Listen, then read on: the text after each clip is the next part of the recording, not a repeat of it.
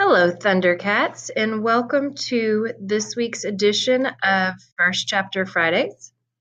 The book I chose for this week is called Pax by Sarah Pennybaker, and it was a book I read, I guess it's been a couple years ago now, but I loved it. And just about everybody I have suggested it to has loved it too. Just for a little bit of background, half the story is told from a fox's point of view, and the other half is told from a boy's point of view. So this first chapter is from the fox. The fox felt the car slow before the boy did, as he felt everything first. Through the pads of his paws along his spine and the sensitive whiskers at his wrists, by the vibrations he learned also that the road had grown coarser. He stretched up from the boy's lap and sniffed at the threads of scent leaking through the window, which told him they were now traveling into woodlands. The sharp odors of pine, wood, bark, cones, and needles slivered through the air like blades. But beneath that, the fox recognized a softer clover and wild garlic and ferns, and also 100 things he had never encountered before that smelled green and urgent. The boy sensed something now, too. He pulled his pet back to him and gripped his baseball glove more tightly. The boy's anxiety surprised the fox. The few times they had traveled in the car before, the boy had been calm or even excited. The fox nudged his muscle into the glove's webbing. Although he hated the leather smell, the boy always laughed when he did this. He would close the glove around his pet's head, play wrestling, and in this way the fox would distract him. But today the boy lifted his pet and buried his face in the fox's white ruff, pressing hard. It was then that the fox realized his boy was crying. He twisted around to study his face to be sure. Yes, crying, although without a sound, something the fox had never known him to do. The boy hadn't shed tears for a very long time, but the fox remembered, always before he had cried out, as if to demand attention be paid to the curious occurrence of salty water streaming from his eyes. The fox looked at the tears and then grew more confused. There is no scent of blood. He squirmed out of the boy's arms to inspect his human more carefully, alarmed that he could have failed to notice an injury, although his sense of smell was never wrong. No, no blood, not even the underskin pooling of a bruise or the marrow leak of a cracked bone, which had happened once. The car pulled to the right, and the suitcase beside them shifted. By its scent, the fox knew it held the boy's clothing and the things from his room he handled most often, the photo he kept on the top bureau, and the items he hid in the bottom drawer.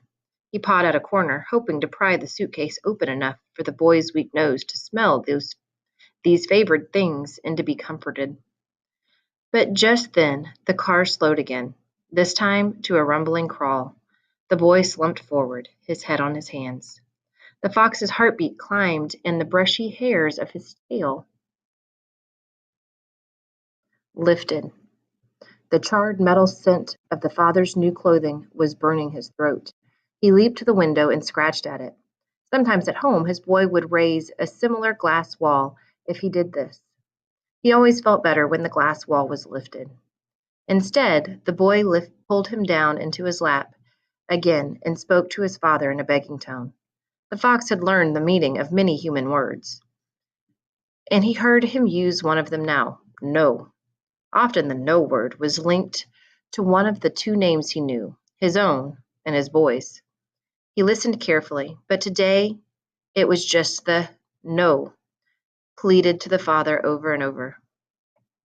The car juddered to a full stop and tilted off to the right, a cloud of dust rising beyond the window. The father reached over the seat again, and after saying something to his son in a soft voice that didn't match his hard lie scent, he grasped the fox by the scruff of the neck. His boy did not resist, so the fox did not resist. He hung limp and vulnerable in the man's grasp, although he was now frightened enough to nip. He would not displease his humans today. The father opened the car door and strode over gravel and patchy weeds to the edge of a wood. The boy got out and followed. The father set down the fox, and the fox bounded out of his reach. He locked his gaze on his two humans, surprised to notice that they were nearly the same height now. The boy had grown very tall recently. The father pointed to the woods. The boy looked at his father for a long moment, his eyes streaming again. and then he dried his face with the neck of his t-shirt and nodded. He reached into his jean pocket and withdrew an old plastic soldier, the fox's favorite toy. The fox became alert, ready for the familiar game. His boy would throw the toy and he would track it down, a feat the boy always seemed to find remarkable. He would retrieve the toy and wait with it in his mouth until the boy found him and took it back to toss again. And sure enough, the boy held the toy soldier aloft and then hurled it into the woods. The fox's relief, they were only here to play a game, made him careless. He streaked toward the woods without looking back at his humans. If he had, he would have seen the boy wrench away from his father and cross his arms over his face, and he would have returned. Whatever his boy needed, protection, distraction, affection, he would have offered. Instead, he set off after the toy. Finding it was slightly more difficult than usual, as there were so many other fresher odors in the woods. But only slightly. After all, the scent of his boy was also on the toy. That scent he could find anywhere. The toy soldier lay face down at the burled root of a butternut tree, as if he had pitched himself there in despair. His rifle, its butt pressed tirelessly against his face, was buried to the hilt in the leaf litter. The fox nudged the toy free, took it between his teeth, and rose on his haunches to allow his boy to find him. In the still woods, the only movement were bars of sunlight glinting like green glass through the leafy canopy. He stretched higher. There was no sign of his boy. A prickle of worry shivered up the fox's spine. He dropped the toy and barked. There was no response. He barked again and was answered by only silence. If this was a new game, he did not like it. He picked up the toy soldier and began to retrace his trail. As he loped out of the woods, a jay streaked in above him, shrieking. The fox froze, torn. His boy was wanting to play the game, but birds. Hours upon hours he had watched birds from his pen quivering at the sight of them, slicing the sky as recklessly as the lightning he often saw on summer evenings. The freedom of their flights always mesmerized him. The jay called again, deeper in the forest now, but answered by a chorus of reply.